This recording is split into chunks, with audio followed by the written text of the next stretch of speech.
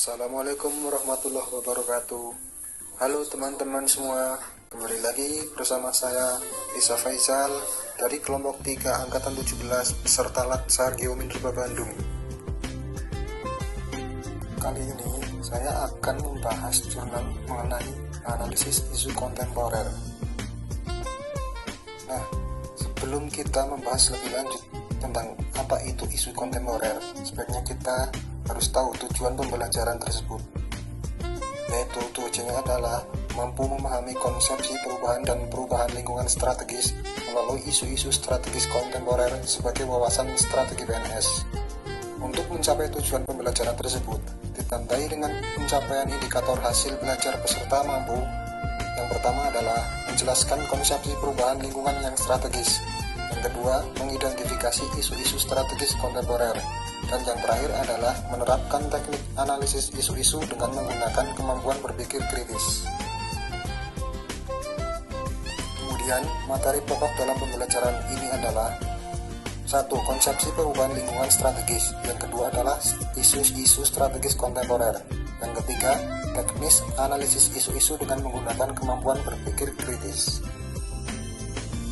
Nah, ini adalah beberapa isu-isu strategis kontemporer.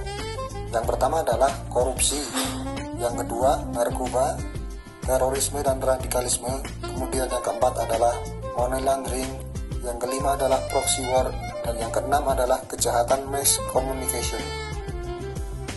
Kemudian yang selanjutnya adalah teknik analisis isu.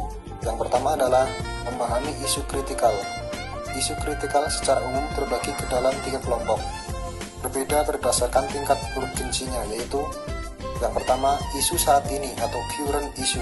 Yang kedua adalah isu berkembang atau emerging issue. Dan yang terakhir adalah isu potensial. Kemudian yang selanjutnya adalah untuk teknik-teknik analisis isu tersendiri itu adalah: yang pertama, teknik lapisan isu. Yang kedua, teknik analisis isu. Dan yang ketiga adalah analisis kesenjangan atau gap analysis. Nah, setelah kita tahu tentang teknik-teknik analisis isu, kemudian kita harus mempelajari mengenai penilaian kualitas isu, yaitu yang pertama adalah aktual, artinya benar-benar terjadi dan sedang hangat dibicarakan dalam masyarakat. Yang kedua adalah problematik, isu yang memiliki dimensi masalah yang kompleks. Yang ketiga adalah kehalayakan, isu yang menyangkut hajat hidup orang banyak. Yang terakhir adalah logis, isu yang masuk akal. Kemudian ada lagi teknik analisis isu, yaitu dengan metrik USG.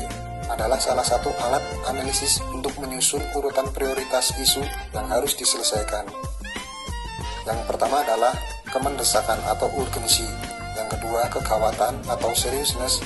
Yang terakhir adalah pertumbuhan masalah atau growth. Kemudian teknik analisis yang lain yang terakhir adalah dengan cara analisis fishbone diagram. Dengan hasil analisis yaitu 5 faktor, yaitu yang pertama adalah faktor machine, yang kedua faktor method, yang ketiga faktor man, dan yang keempat faktor material, dan yang terakhir adalah faktor money. Nah, itulah apa yang dapat saya sampaikan mengenai learning journal analisis isu kontemporer. Semoga bermanfaat untuk teman-teman semua. Terima kasih. Wassalamualaikum.